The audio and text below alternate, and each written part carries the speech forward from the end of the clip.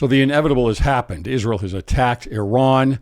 Some call it a preemptive strike. Really, it's just a strike of war that has been going on for decades. Iran retaliates with hundreds of ballistic missiles, and we've got the experts to talk about it. But first, this episode is brought to you by Cardio Miracle. I swear by this supplement. 2 years ago, when I started taking Cardio Miracle, I was getting 2 gout attacks a month, full flare-ups. I haven't had a gout attack in over 6 months. Blood pressure is down, blood flow is up, which is the reason for the lack of gout attacks. And I just feel a lot better. They offer a 60-day money-back guarantee. Go to cwicmedia.com, scroll down to the bottom. You'll see a video I did there about my experience with Cardio Miracle. Now here's the interview. All right, welcome to Cwic Show. My name is Greg Mattson, and I am your host. I'm here with Jason and Jabra again. We have had the strikes, the very precision strikes from Israel on Iran. Iran is now striking back, hitting Tel Aviv with what they say is hundreds of ballistic missiles that have been sent over. Jason, I want to go to you first. With these ballistic missiles that are hitting, I know you've got friends and colleagues there in Israel. What are you hearing from them? There's fire, smoke, explosions that are going on. You've, of course, got the Iron Dome, but it can't protect everything. Yeah, no, thank you, Greg. I do have friends, loved ones, colleagues in Israel. Of course, I'm not speaking on behalf of the United States government or on the church, but the tone is one of great anxiety.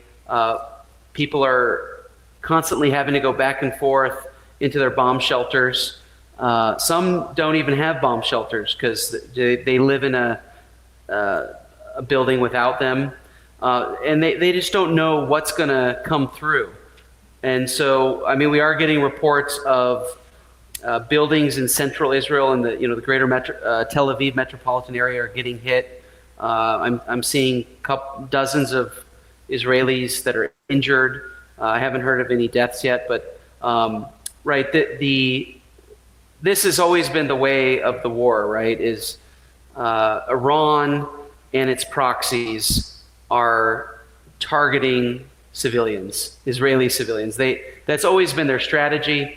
That's always been, and so know that's what this means. This was a great risk, a great gamble, but it had, from the Israeli point of view, they had to do it because an Iranian nuclear weapon would just be intolerable. It's absolutely an existential threat. It's a nuclear weapon designed only for Israel, and we could talk also about nuclear deterrence and some of the things that I think about the Iranian thought there, but people don't know where Iran's going to hit, and every civilian is a target for Iran. You got to contrast that with the Israeli attacks. Were very precise, targeted on Iran's nuclear program, its nuclear scientists, people who are actively trying to destroy the state of Israel, right? And you can see all the rhetoric coming out of Israel right now is there is no war with the Iranian people. There's no war with the Iranian civilians. It's only with the regime. The Iranian war is not with the Israeli government. It's just with Jews. Yeah. So I mean, we need to put this in context. I think the fact that yesterday the UN came out and said, Iran is in compliance, and that the Iranians themselves said, no, we will not stop. That was probably the go-ahead signal for the Israelis who've been planning this and just waiting. We've been living with these so-called negotiations for 16 years, which culminated in Obama's disastrous agreement with them. And they've proven for 16 years that they just use negotiations as tactics to delay the real intent. And the thing is, we've seen in the last couple of years, I mean, they've shown the real teeth.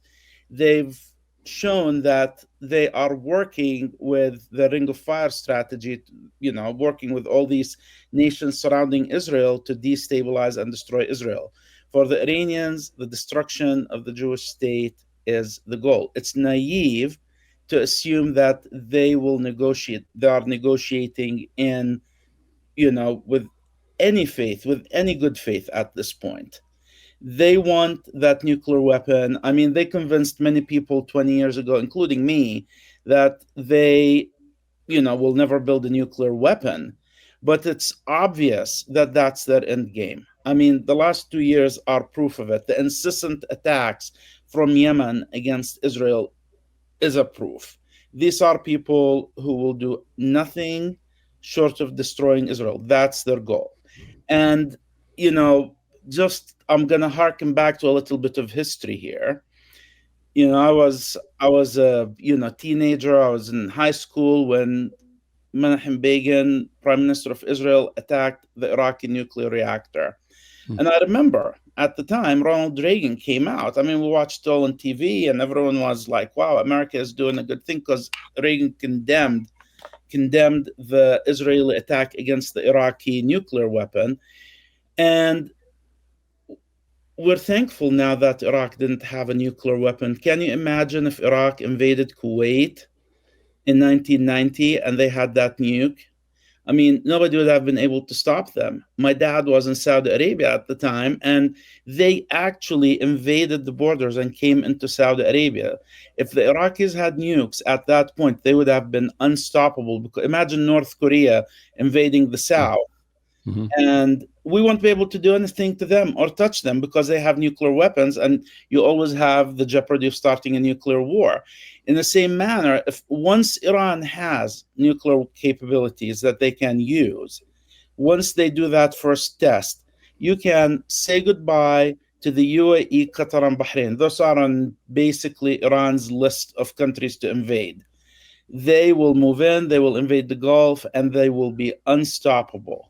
So Israel, again, is doing us a favor. I mean, Israel did us a favor when they destroyed the infant Syrian nuclear chemical program just a decade ago. I mean, Israel, just as Jason said, had to do it. And they have no choice. And I think President Trump, with his I want to have a deal strategy, I think he's fallen into the State Department's naivete that it's possible to make a deal with these people. It's impossible to make a deal with these people. Well, the State Department's always going to try and talk their way through it. And they should, right? I mean, that's kind of their job on one end, and then you've got the military on the other end.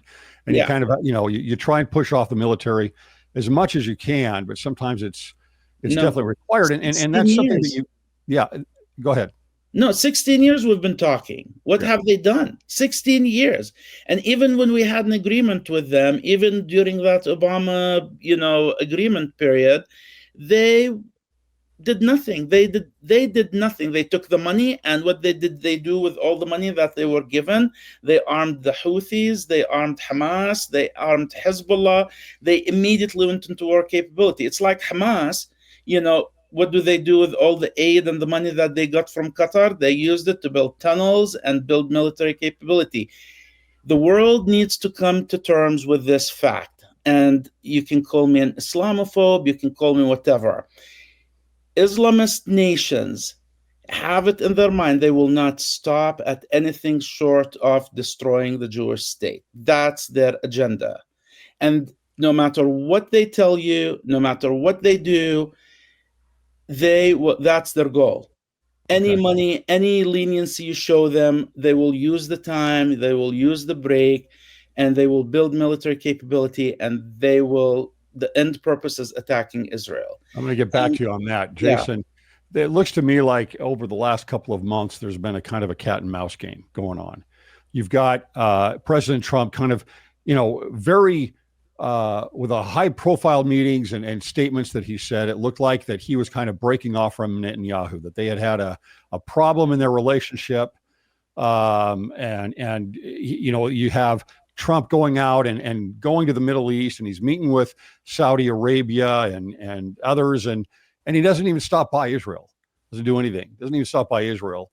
And now, then you get up to last night even, you have Marco Rubio saying, the Americans had nothing to do this whatsoever. Mm-hmm. To me, we were buying time to help people get out of the region as much as possible, is what he was doing there, and giving them, another 8 to 16 hours to mobilize some of these, our people there. But Now this morning, he comes out very forcefully. This is what he puts out on Truth Social. He says, they're all dead now, and it will only get worse. He says Iran must make a deal before there is nothing left, which they've been trying to do for a long time, and save what was once known as the Iranian Empire. No more death, no more destruction. Just do it before it's too late. Of course, this was before Iran had launched all of these ballistic missiles onto Israel. So is that what was going on, do you think? I mean, are they just kind of becoming very stealth-like in this approach? And Trump had also given them 60 days. He said, I'm giving you 60 days. And of course, 16 years, Jabra. I mean, they've been delaying and delaying and delaying and delaying until they are now just weeks or months away from actually having a nuclear bomb. So, Jason, what was going on with that? Yeah, no, it's a great question, Greg. I'm just sharing my personal opinion here from what I'm seeing, but personally, I think President Trump just pulled off an incredible win, a strategic win. Even from a Latter-day Saint point of view, right? We have this tradition: when you're in warfare, there's no sin in using stratagem when you're facing your enemies. And so, not speaking on behalf of the government, but just the wisdom in allowing Israel to become fully ready. There's reports now that, in covert commandos building bases inside of Iran to attack Iran from the inside, right? The kind of secrecy to get to this point where Israel could disable Iran's defenses, also its ability to counterattack. Obviously, now we're getting these missile barrages, but I just think it could be so much worse. And so, Israel was planning every single detail. We don't know. We can't say what the exact nature of the U.S.-Israel planning on this was. I certainly couldn't say that, but I think that it's important for the United States and Israel to stay aligned, to stay tight. As a Navy chaplain, I presided over a ceremony remembering the 283 United States Marines that the Iranian-sponsored, proto-Hezbollah killed in 1983 in Beirut. Right? Yep. The Iranians are also at war with the United States. Right. So an Iranian nuclear weapon is going to be a threat to the United States. We could get into that, an existential threat. We have unclassified documents that we've published about our nuclear doctrine and, what's a strategic threat. But it's really intolerable because the Iranians are already so aggressive with their terror proxies in the region and throughout the world that if they were to have that deterrent as a nuclear weapon to protect their regime, their terrorist activity would become even more unbridled, and you would just see October 7th like attacks everywhere around the region. I mean, Iran is the sponsor of October 7th. So you don't want a regime like that without a nuclear weapon. Look at what they're capable of, right? But then you add that kind of deterrent. It's just unacceptable from an American point of view. And I think President Trump is making that really clear. He's showing his cards now. And personally, I think we should get behind the president's strategy. That's my personal opinion. Yeah. So it's, well, let me add this to Jabra. The other thing you're looking at here is you're saying that the strategy has always been specifically for Iran to go after Israeli citizens. And yet you look at what was going on with the, there's that one picture of, I don't remember if it was the commander of the Revolutionary Guard or if it was I think it was, but it might have also been the chief of staff for the army for Iran. At his home, there is a hole in the side of his home, if you've seen this. There's a big hole in the side of his home where the missile went in and hit him in his bedroom from the side. This is not, we're going to destroy the entire, I mean, it's just the hole. Exactly. The entire building is still standing. Yeah. And it's like the difference in the morality here. Exactly. Of we're going to try and limit, there might be some other casualties, but we are going to do everything we can to pinpoint this. We're not trying to hurt the people. We are trying to stop the regime of Iran. And I've listened to Netanyahu's both talks, and it's clear, like he's making clear to the Iranian people that this is not a war against them. This is a war to help them. And they might even be cheering them on. Yeah. And I'll get back to this in a minute. But there is an asymmetry in this response, whereas, the Iranians just lob these random missiles into civilian populations, and the Israelis are basically making sure that they're targeting military only. And it's just that alone should tell you this is an ethical nation fighting against an unethical nation. But to them, this is a part of the whole anti-Semitism. To them, in their mind, every Israeli is a legitimate target. And there are many justifications in their minds to this. Oh, every Israeli is a soldier. Every Israeli is a Zionist. That's how they justify it in their minds. But the fact is, they're targeting women. They're targeting children. They're targeting old people. The missiles might fall in old people's home. Who knows? They don't control these things. So it's unethical and asymmetrical like that, and the ethics of it.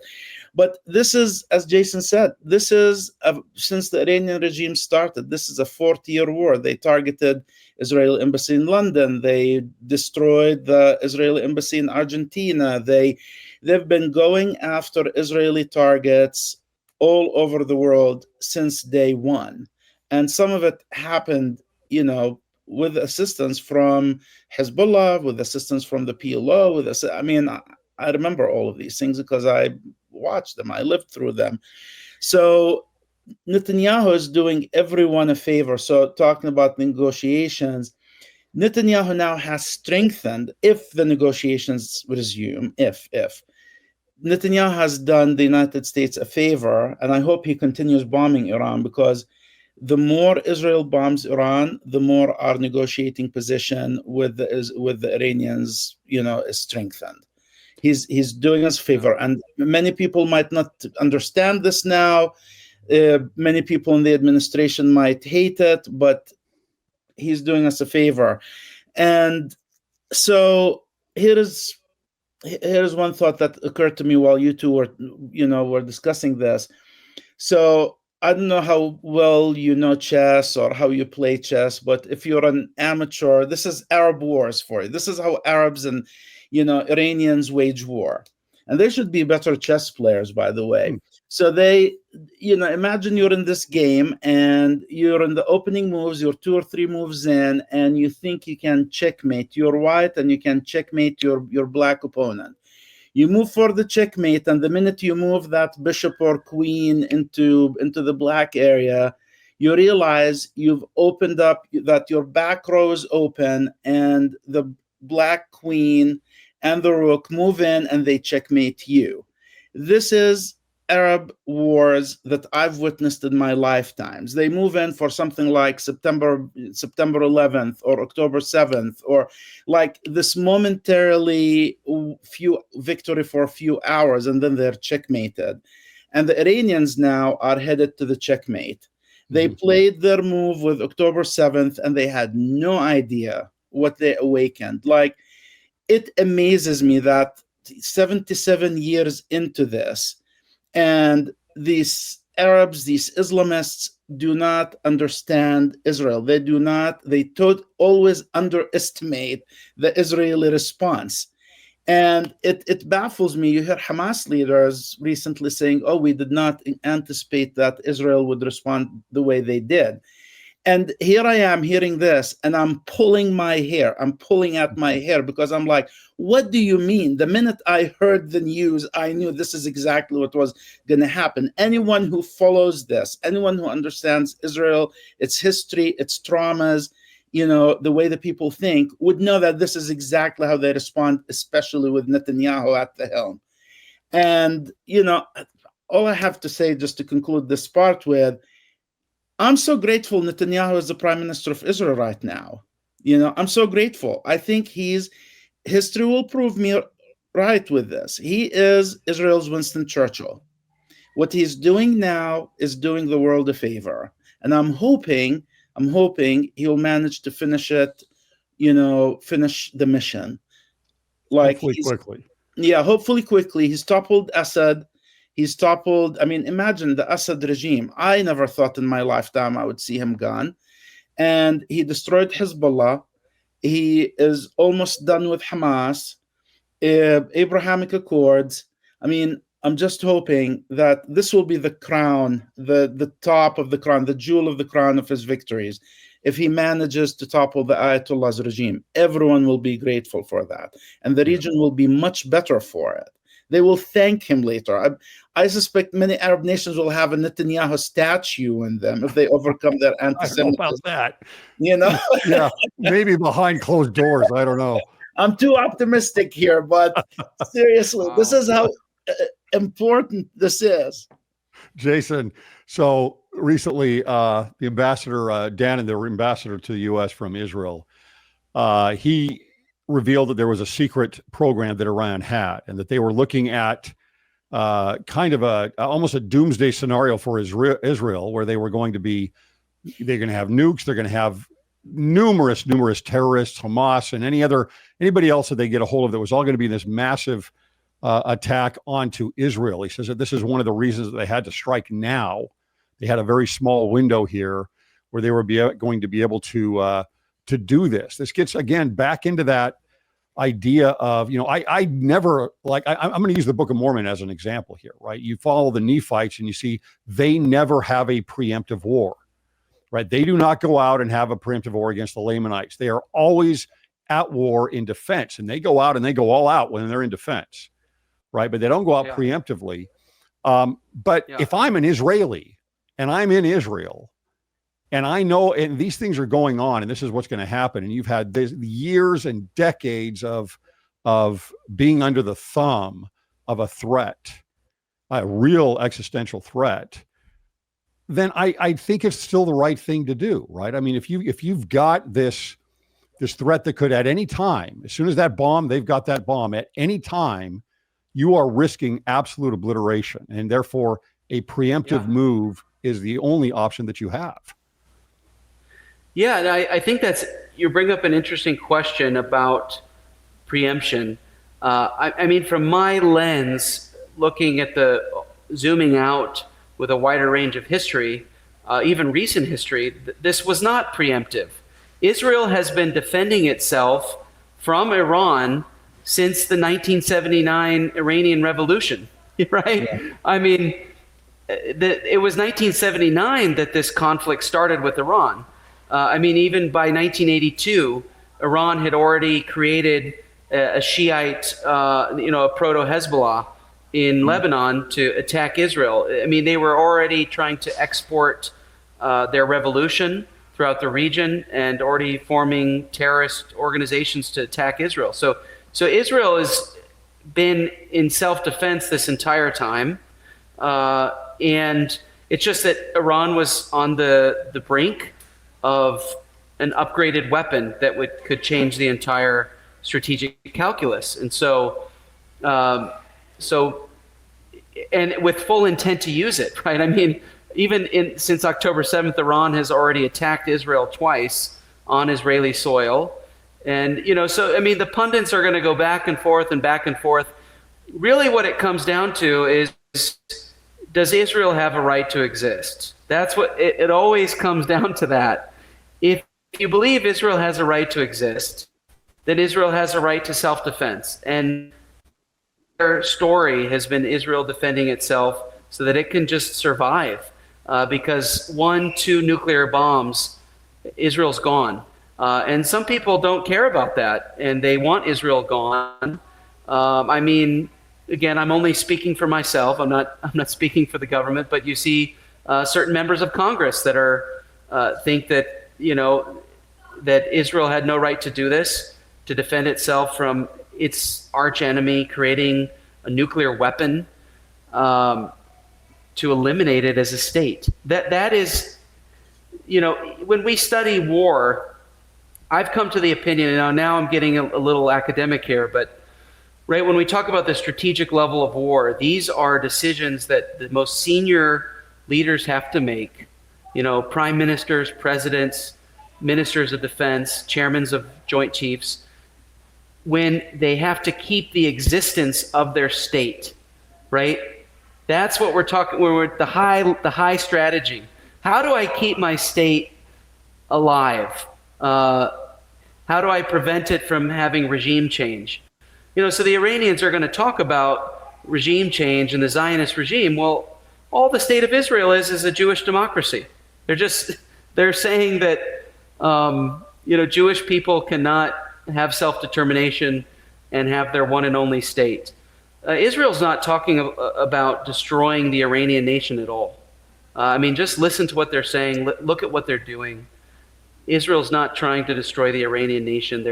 They want to partner. It's actually quite beautiful, the vision of, we had Cyrus the Great, who was the Persian emperor, who allowed the Jewish people to return to Jerusalem and rebuild their temple. And people are, there's definitely Iranians who believe in that there's a great civilization there.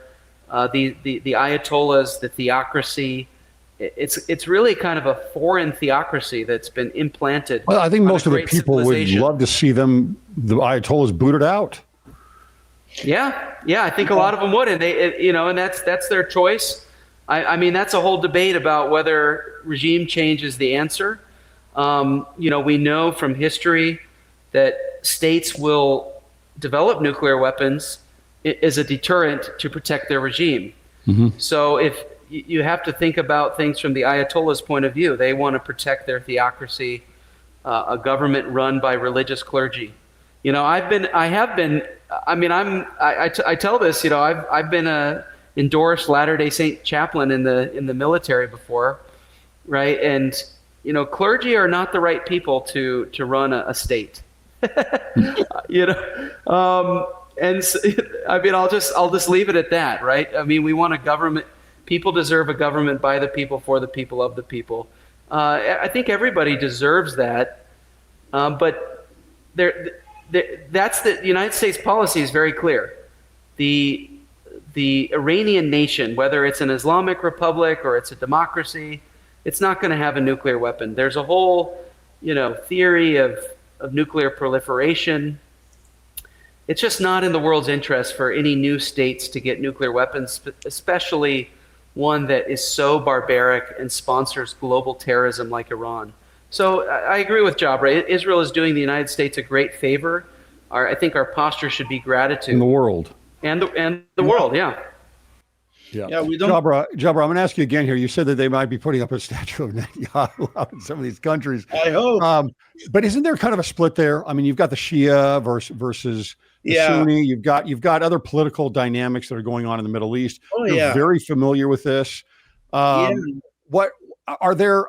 I listened to Saudi Arabia, for example. I listened to them talk about it. They were not happy at all based on their statement.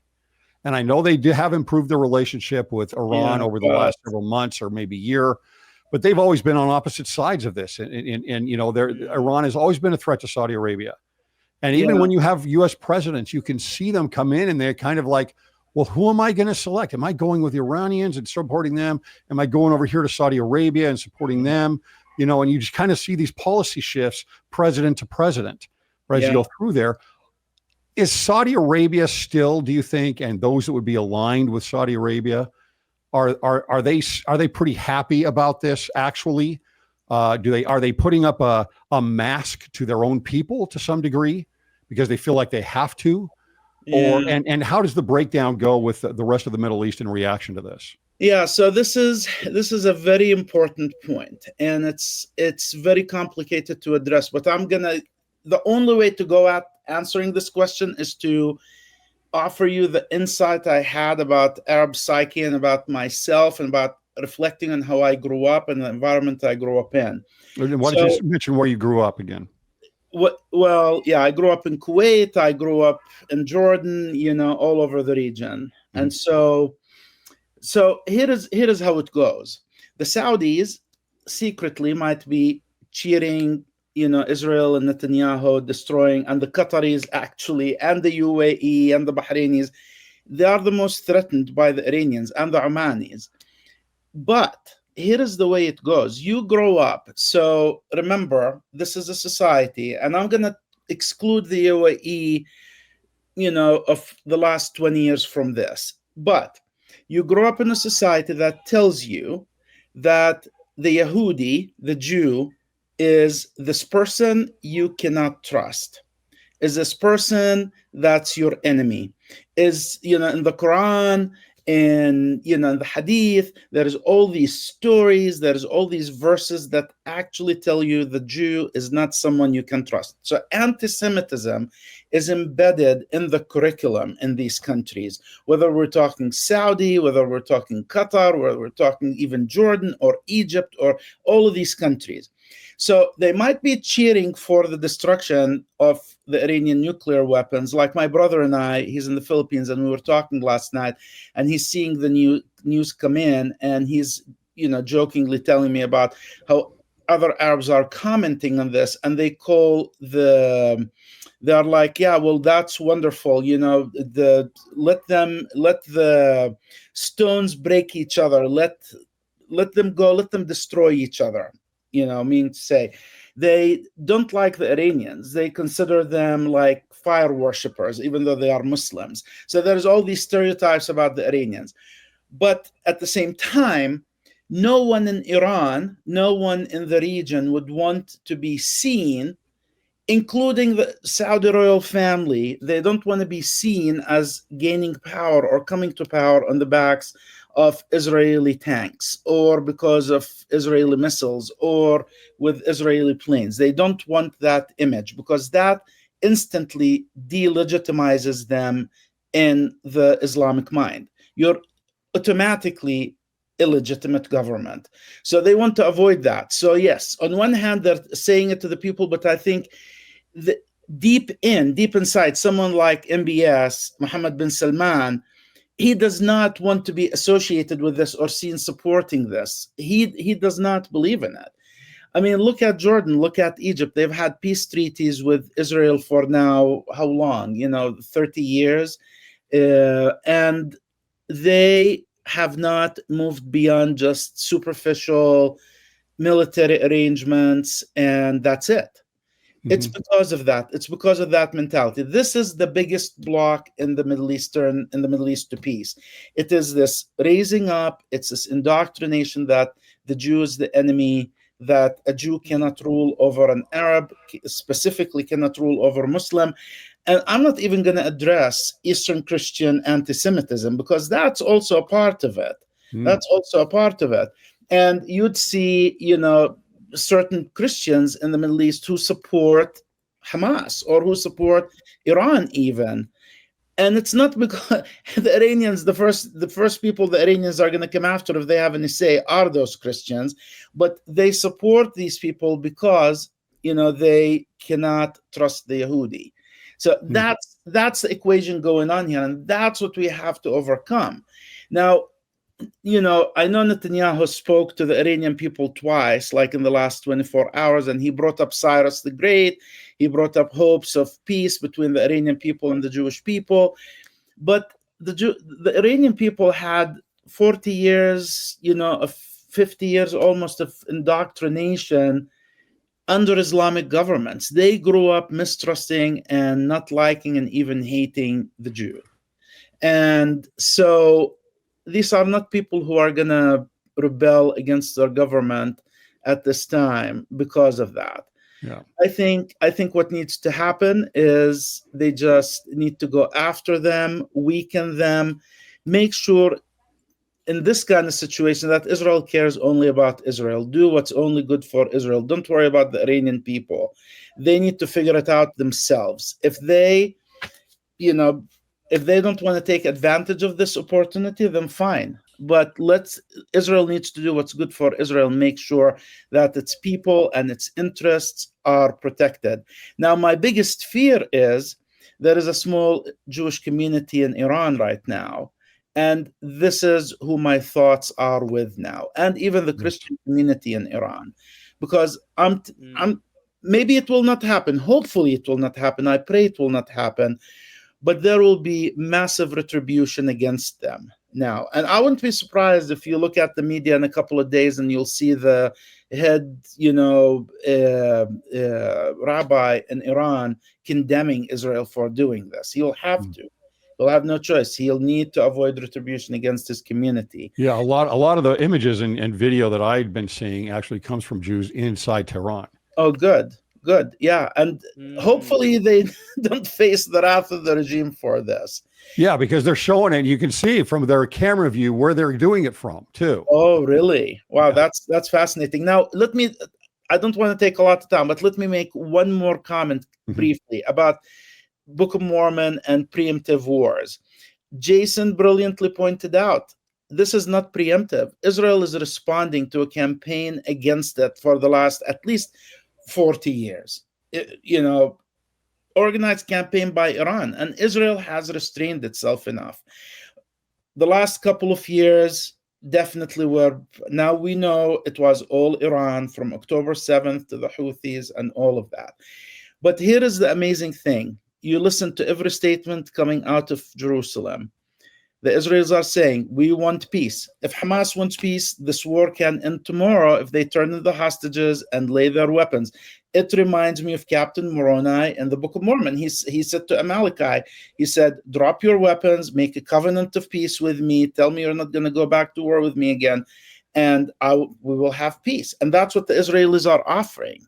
So this is important to remember. Israel wants peace. And if you look at the history of Israel since 1948, till this moment, Israel have always wanted peace, and it's always one party or another who comes in and sabotages even the most mediocre attempts at peace, because they do not want it.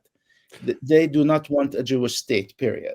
Jason, now that we've got this already going back and forth with the strike on Iran, and now the missiles being sent back to Israel, here the last quote I bring up from Trump is, they got hit, being Iran, about as hard as you're going to get hit. Oh, says, and there's more to come, a lot more. Is Israel going to keep the temperature turned up on this themselves? I mean, now that these missiles have come in, are they going to be all out? Are we looking at war, full war on this? They've brought in, they've conscribed, I think, another 10 or 20,000 now Israeli citizens into the military. Or is this something that can be done very quickly through precision weapons? Yeah, this is a great question. I mean, we don't know exactly what Israel's war plans are, but a lot of the reporting is, this has been planned for years. I mean, personally, I was in Israel in 2007, and I actually wrote about this in the Burning Book, and I actually heard Benjamin Netanyahu, and he was talking back in 2007 about Iran being a nuclear an existential threat to the Jewish people, to the state of Israel, to both communities, if you see them that way. And so he's been thinking about this for a very long time. He's been prime minister many times. I mean, in some of his speeches, he's, talking about his decisions. Apparently, he made the decision back in November 2024 that this was going to be the action for the government. But this is the biggest threat to Israel's existence, right? When I mentioned before the strategic level of war, defending your state's existence. And so we have to assume that Israel has thought through every single contingency, everything that could go wrong, everything that could go right, every variable, and that Israel's well prepared because at least for the IDF, right, they're defending the state's existence. And so, I mean, a lot of the rhetoric coming from Netanyahu that he'll do this as long as it takes. And so that brings up a lot of questions of what this could look like. because Israel's not in a position, I think, demographically or geographically to like occupy Iran. How do you keep Iran from developing nuclear weapons in the future, right? So the opening, this is the opening salvo. This is why this is so complicated. I think that the Iranian people are going to have to make a decision if they want to continue to be ruled by religious leaders, or if they want to be ruled by themselves, right? A theocracy or a democracy. Those are choices that they have to make. And then the United States has decisions to make as well, President Trump is the president. He's very clear that while he's the president of the United States, he will not allow Iran to have a nuclear weapon. I think the most powerful thing of all this is that the president of the United States' words are credible. When he said that that's the policy of the United States, he meant it. And that's his Truth Social and the weapons, the advanced weapons that was what stuck out to me, is that Israel's going to get a lot more of America's most advanced weapons. So he's doubling down on the policy of the United States. So what does that look like? I think right now it's trying to get to peace, trying to get Iran back to the table, to get a commitment that Iran will never have nuclear weapons. But if the Ayatollahs insist that they're going to keep developing, then we already know where this president is at. We know that most of the American nation stands behind him. And so we're ready to deny Iran a nuclear weapon, period. All right. Well, Jason and Jabra, really appreciate you coming on. I think while we're going through this conflict, at least, I might need to have you on regularly. We can talk more about it, see what's going on next week, this weekend, tomorrow, tonight. Who knows what's going to happen here, but really appreciate your insights, your expertise. And boy, I just hope I hope this happens as quickly as possible. So yeah, well, Israel has to do it, and I think they're going about it just right. They don't have the deep penetrating bombs, but going after the hierarchy of the Iranian military and the scientists and the facilities is the only, and hitting those hards is the only option they have right now. And I think it will be effective. I think so. All right, guys, thanks so much. You're welcome. Yeah.